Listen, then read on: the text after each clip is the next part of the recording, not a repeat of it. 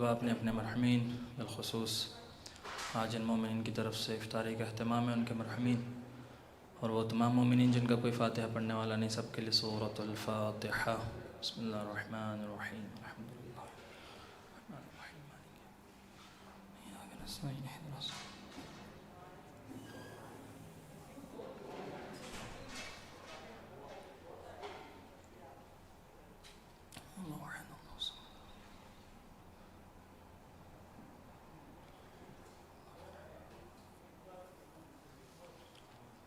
صلوات علی محمد و آل محمد، صلی علی محمد و آل محمد وعجل فرج۔ اعوذ باللہ من الشیطان الرجیم، بسم اللہ الرحمن الرحیم۔ الحمد للہ الذی لا يبلغ مدحته القائلون ولا يحصي نعماءه العادون ولا يؤدي حقه المجتهدون الذي لا يدركه بعد الهمام ولا يناله غوص الفتان الذي ليس لصفته حد محدود ولا نعت موجود ولا أجل ممدود ولا وقت معدود فطر الخلائق بقدرته ونشر الرياح برحمته الصلاة والسلام على سيد الأنبياء والمرسلين شفيع المذنبين أنيس الغريبين رحمة للعالمين أعني العبد المؤيد الرسول المصدد والمصطفى الأمجد أبا القاسم محمد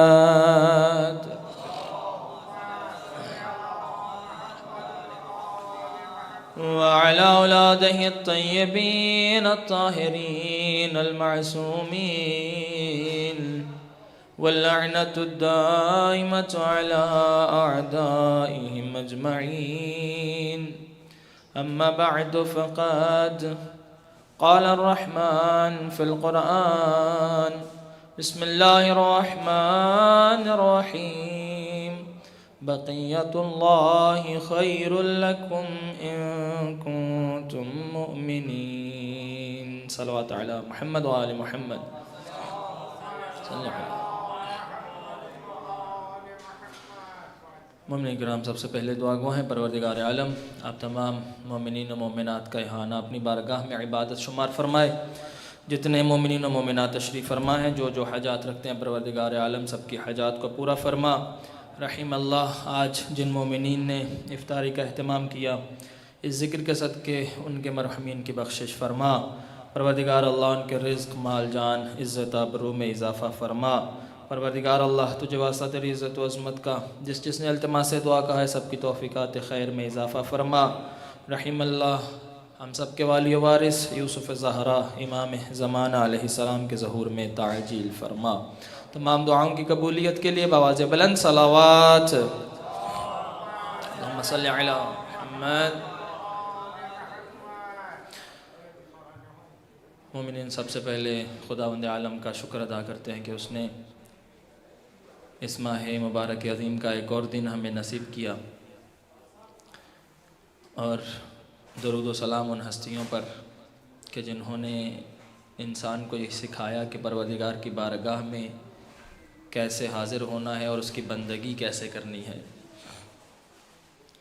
چونکہ موضوع امام زمانہ علیہ السلام کی ذات ہے، آج میں کوشش کروں گا کہ مولا کے جو اصحاب ہیں ان کے بارے میں کچھ عرض کر سکوں کہ امام زمانہ علیہ السلام کے جو 313 سپاہی ہوں گے، جو روایات میں اور معصومین کی احادیث کی روشنی میں ان کی کیا صفات ہیں۔ سب سے پہلے ایک بات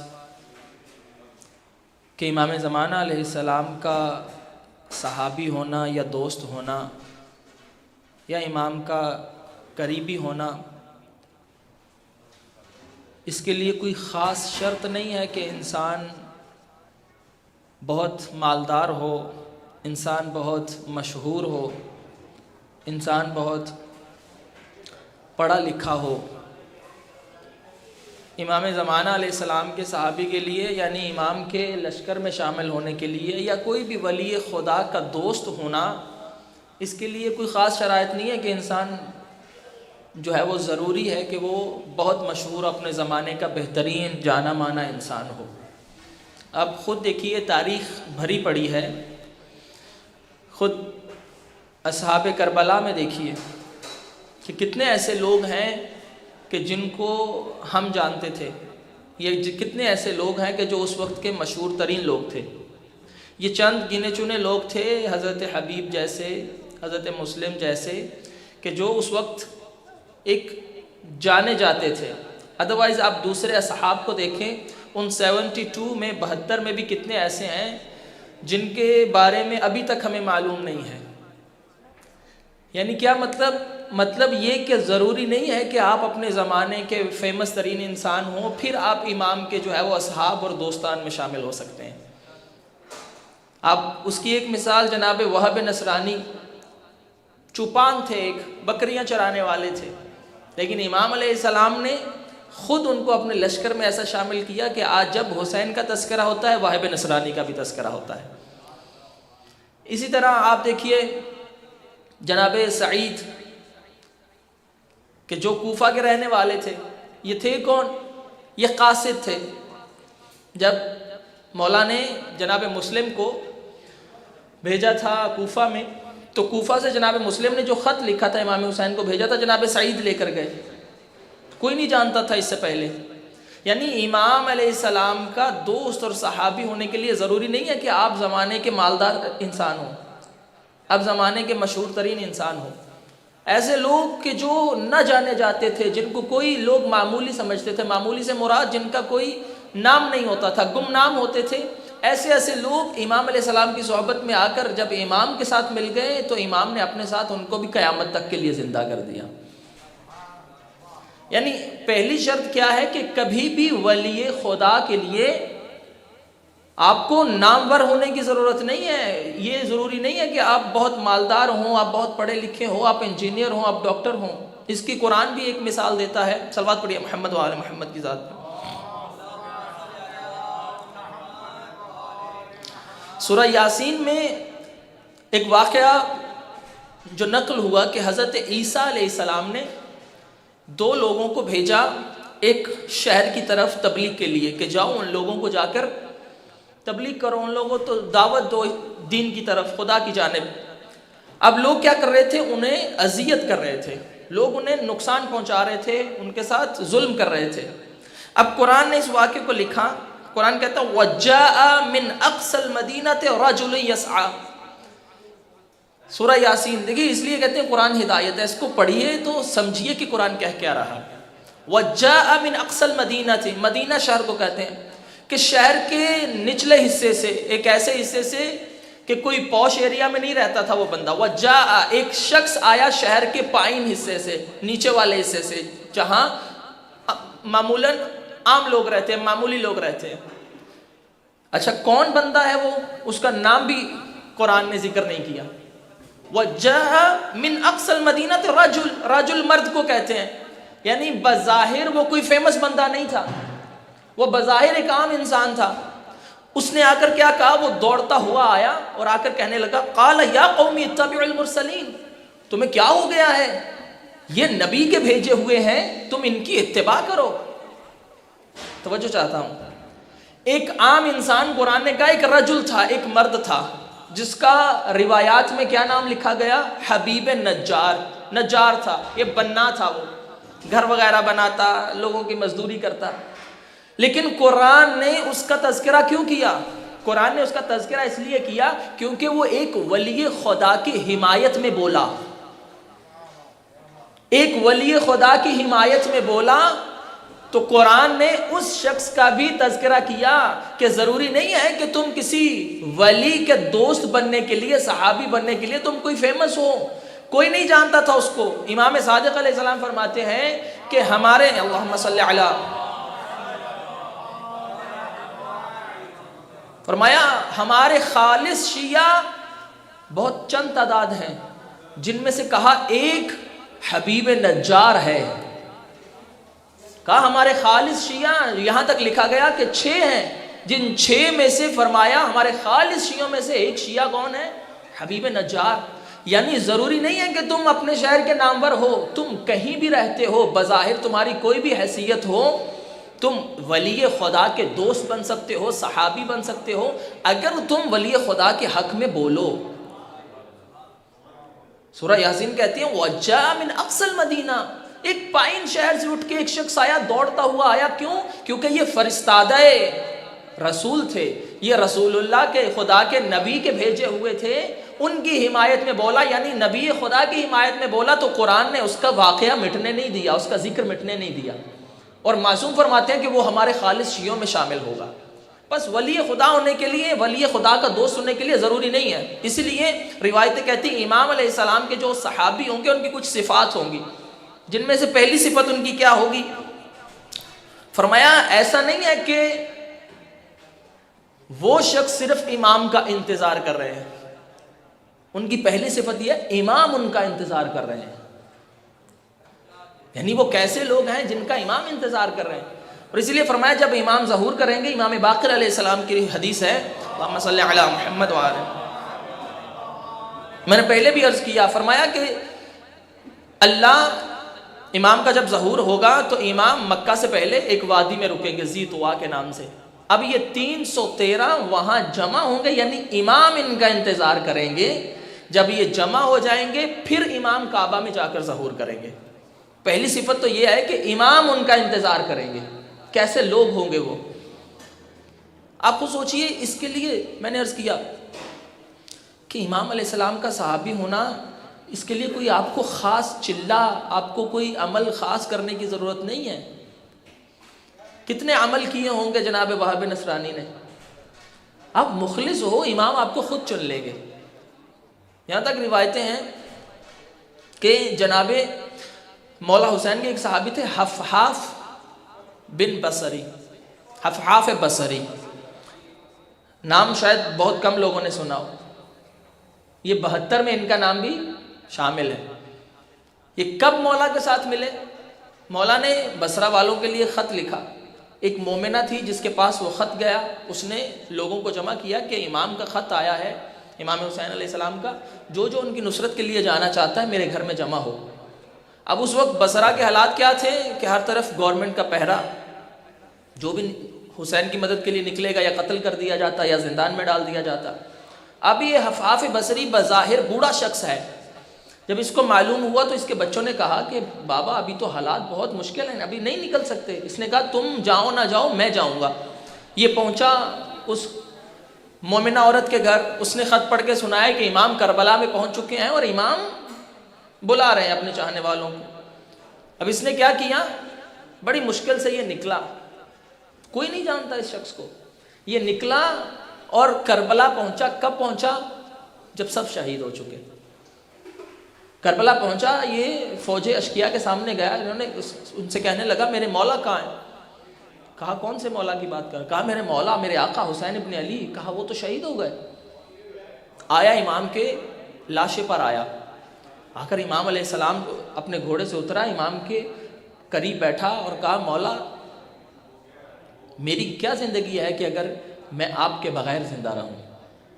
ہمارے جیسا ہو مثال کے طور پر، جتنی میری معرفت ہے کہ اب تو مولا شہید ہو گئے، اب شہید ہونے کا کیا فائدہ، واپس چلا جاتا. لیکن اس نے کہا کہ مولا کے بغیر بھی کیا زندگی ہے. وہیں تلوار نکالی، جنگ کی اور جنگ کی شہید ہو گیا۔ اب یہ دیکھیے کہ جب آپ ولی خدا کے لیے نکلتے ہیں تو پھر خداوند عالم یہ نہیں دیکھتا کہ آپ کس مقام پر ہیں، آپ مشہور ہیں، آپ مالدار ہیں، آپ کیا ہیں، بس آپ اپنا مخلص ہو کر کردار دکھائیے، امام علیہ السلام خود بلا لیں گے۔ آیت اللہ سستانی کے والد محمد باقر سستانی، مشہد میں انہوں نے ایک چلہ کیا، 40 دن نہیں 40 ہفتے انہوں نے زیارت عاشورہ پڑھی۔ ایک مسئلہ پیش آ گیا ان کو شاید علمی، انہوں نے کہا کہ میں امام زمانہ علیہ السلام سے یہ مسئلہ پوچھوں گا ان سے ملاقات کر کے۔ 40 ہفتے انہوں نے کیا کیا، عمل کیا، ہر ہفتے زیارت عاشورہ کی تلاوت کرتے شب جمعہ کو۔ کہتے جب آخری شب جمعہ ان کی آئی تو ان کو یقین تھا کہ آج یقیناً کوئی نہ کوئی امام کی طرف سے جواب آئے گا۔ کہنے لگے کہ میں زیارت عاشورہ پڑھ رہا تھا کہ میں نے دیکھا کہ میرے گھر کے اطراف میں ایک نور آیا ہے کہ جو ایک خاص نور ہے۔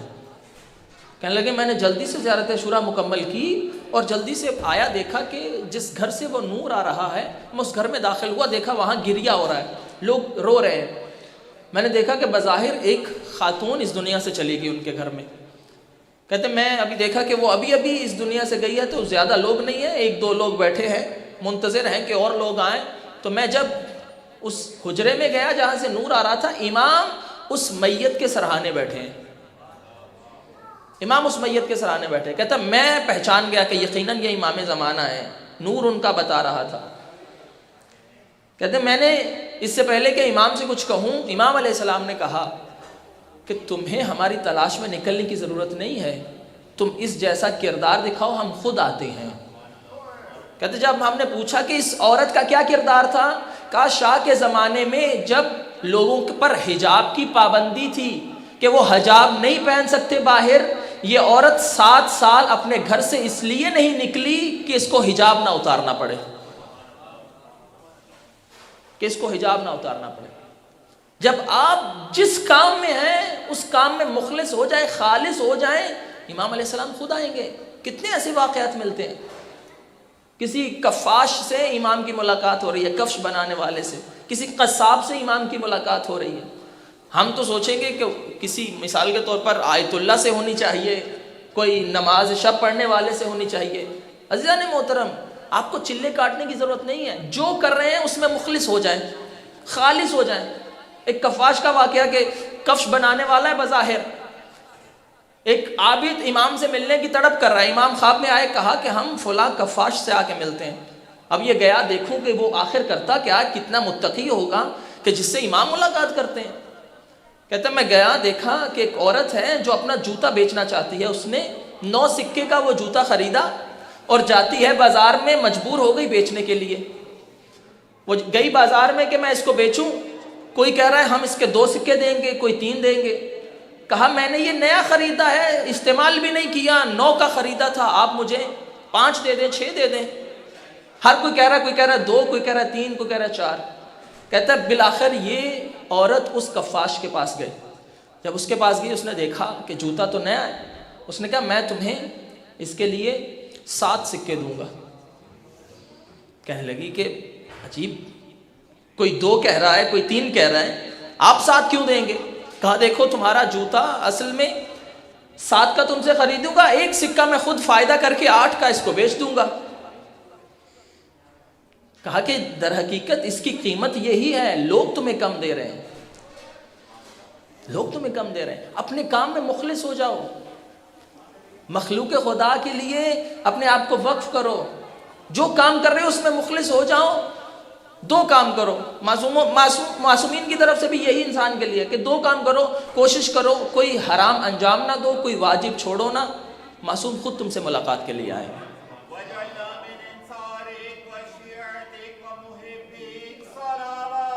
اللہم صلی علی۔ بس امام کے صحابی بننے کے لیے ضروری نہیں ہے کہ تم بڑے فیمس ہو۔ یہ 313 بھی امام فرماتے ہیں، یہ 313 کے علاوہ کم از کم 10,000 کا لشکر ہوگا امام زمانہ کا، کم سے کم۔ اور ان 313 میں بھی فقط مرد نہیں ہوں گے۔ امام علیہ السلام کی حدیث ہے میری ماں بہنوں کے لیے کہ کم سے کم 50 عورتیں ہوں گی ان 313 میں. بس عورتوں کا کردار، جیسے کربلا میں امام حسین کا مشن عورتوں کے بغیر مکمل نہیں ہے، امام زمانہ کا بھی یہ قیام عورتوں کے بغیر مکمل نہیں ہے. ایسا نہیں ہے کہ عورتوں کا کوئی کردار نہیں رہے گا. بس اپنے آپ کو خالص کر دو امام زمانہ کی یاد میں. دوسری صفت جو معصومین کی طرف سے ہے کہ ان کی چاہنے والے جو ہے وہ کسی ایک علاقے سے نہیں ہوں گے. امام نے فرمایا کہ پوری دنیا سے اللہ امام زمانہ کے چاہنے والوں کو جمع کرے گا. اور جمع کیسے کرے گا؟ فرمایا راتوں رات جب منادی ندا دے گا تو وہ بادلوں پہ سفر کرتے ہوئے امام علیہ السلام کی خدمت میں پہنچ جائیں گے، اور وہ لوگ جن کو پہلے سے خبر بھی نہیں تھی ان لوگوں کو بھی خداوند عالم کی ذات خود پہنچائے گی امام تک.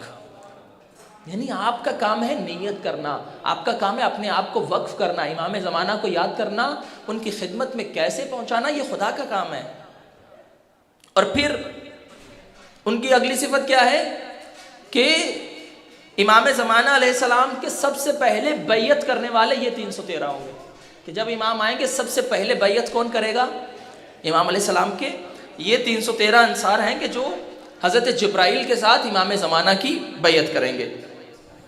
اس کے بعد راوی کہتا ہے کہ ان کی ایک صفت یہ ہے کہ جب امام علیہ السلام آئیں گے تو یہ اپنی پوری طاقت، اپنی پوری جان کے ساتھ امام زمانہ کی حفاظت کریں گے. جیسے کربلا میں آپ دیکھیے جو بعد میں جنگ کر کے شہید ہوئے وہ الگ، لیکن امام نے جب کہا کہ میں نماز ادا کرنا چاہتا ہوں، اس نماز کے دوران جو تیروں کا حملہ ہوا 40 سے زیادہ صحابی اس میں شہید ہو گئے. اور سعید جیسے کہ جنہوں نے امام علیہ السلام کے سامنے کھڑے ہو کر 12-13 تیر اپنے سینے پہ لیے، آخری تیر اپنے چہرے پہ لیا. یہ اس طرح کے ان کی صفات یہ ہوں گی کہ جو اس طرح امام زمانہ علیہ السلام کا دفاع کرنے والے ہوں گے کہ اپنے ہر زخم اپنے سینے پر لیں گے، اپنے وجود پر لیں گے، امام کو کچھ نہیں ہونے دیں گے.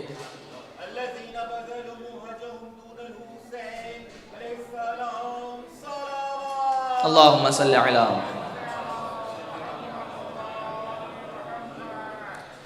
فرمایا ان کی یہ صفت ہوگی. اور کیا خوبصورت حدیث ہے. فرمایا یہ لوگ جب امام علیہ السلام کی سواری کے ساتھ چل رہے ہوں گے تو تبرک کے طور پر امام کی سواری کی زین سے تبرک لیتے جائیں گے، اپنے آپ کو مس کرتے جائیں گے، متبرک کرتے جائیں گے. یعنی جب انہیں تقویت چاہیے ہوگی امام زمانہ علیہ السلام کی سواری سے مس کریں گے خود کو. اور ایسی ہی روایتیں ہمیں جناب سیدہ سلام اللہ علیہا کے بارے میں بھی ملتی ہیں کہ جب بی بی کی سواری روز محشر میدان محشر میں آئے گی تو بی بی کی سواری سے نور چھن رہا ہوگا، رحمت گر رہی ہوگی جو عالم محشر میں لوگوں کو فائدہ پہنچائے گی. بس ان کی صفت کیا ہے؟ ان کے دل، معصوم فرماتے ہیں ان کے دل لوہے کی جیسے مضبوط ہوں گے. ایک ایک جوان فرمایا ایسے جیسے 40 جوانوں کی ان میں طاقت ہوگی. امام کے چاہنے والوں کی صفت. اور پھر ایک اور صفت کہ جو بہت مہم صفت فرمایا یہ جو 313 ہوں گے، امام صادق علیہ السلام کی حدیث ہے، صلوات پڑھی امام کی ذات پر.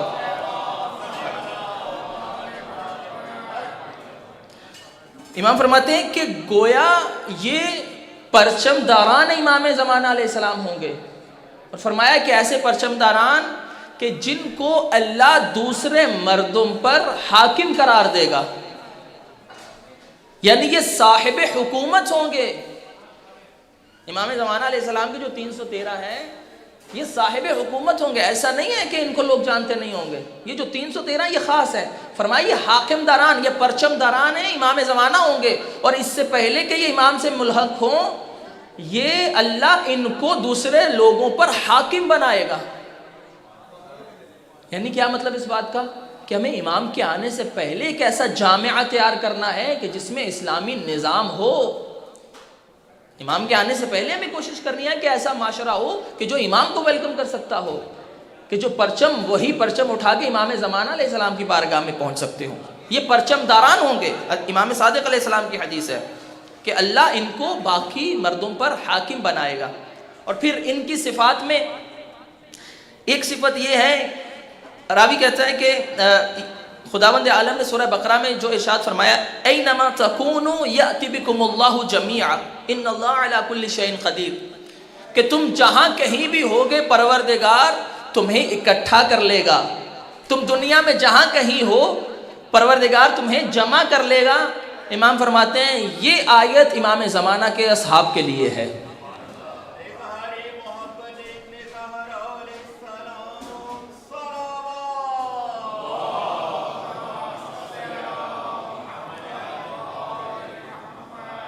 فرمایا یہ آیت اینما تکون تم جہاں بھی ہو یاتی بکم اللہ اللہ تمہیں لے آئے گا, اللہ تمہیں جمع کر لے گا. امام زمانہ کے اصحاب ہیں. اور پھر قرآن میں ایک اور جگہ ارشاد پروردگار ہوا وَلَئِنْ أَخَرْنَا عَنْهُمُ الْعَذَابَ إِلَىٰ أُمَّةٍ مَعْدُودَةٍ کہ ہم نے کافروں پر سے عذاب کو ٹال دیا ہے, تاخیر کر دی ہے. إِلَىٰ أُمَّةٍ مَعْدُودَةٍ ایک معین وقت تک کے لیے, امت معدودہ تک, ایک معین وقت, ایک معین زمانہ تک کے لیے. امام فرماتے ہیں یہ امت معدودہ سے مراد امام زمانہ علیہ السلام کے اصحاب ہیں. کہا ان کافروں کو اللہ نے مہلت دی ہے جب تک امام کے اصحاب جمع نہیں ہو جاتے. جب یہ 313 جمع ہو جائیں گے فرمایا کافروں کی مدت اور مہلت ختم ہو جائے گی. یعنی ایسا نہیں ہے کہ معصومین کے اس 313 کا ذکر قرآن میں نہیں ہے. امام صادق فرماتے ہیں یہ امت معدودہ سے مراد کون ہے؟ امام کے چاہنے والے ہیں. اور پھر ایک اور جگہ پر صلوات پڑھیے محمد و آل محمد کی ذات.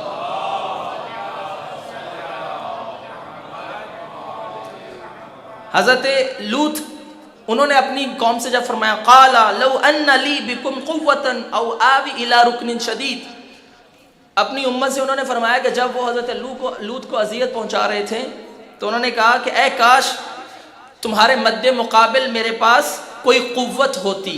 قال لو ان لی بکم قوہ, پھر یا الی رکن شدید, یا میں کسی مضبوط سہارے کی پناہ لے سکتا تو پھر میں تمہارے خلاف جہاد کرتا, تمہارا مقابلہ کرتا. حضرت لوط نے اپنی قوم سے فرمایا کہ میرے پاس کوئی قوت ہوتی یا رکن شدید ہوتا یا مضبوط سہارا ہوتا. امام صادق فرماتے ہیں حضرت لوط نے یہ جو فرمایا کہ کاش میرے پاس کوئی قوت ہوتی, اس سے مراد یہ ہے کہ اے کاش میرے زمانے میں امام مہدی علیہ السلام ہوتے. اور فرمایا یہ جو کہا کہ کاش میرے پاس کوئی مضبوط سہارا ہوتا, اس سے مراد ہے امام زمانہ کے 313 اصحاب. کہا ہے کاش میرے پاس بھی مہدی جیسے صحابی ہوتے تو میں تمہارے مقابلے میں جہاد کرتا. یعنی امام کے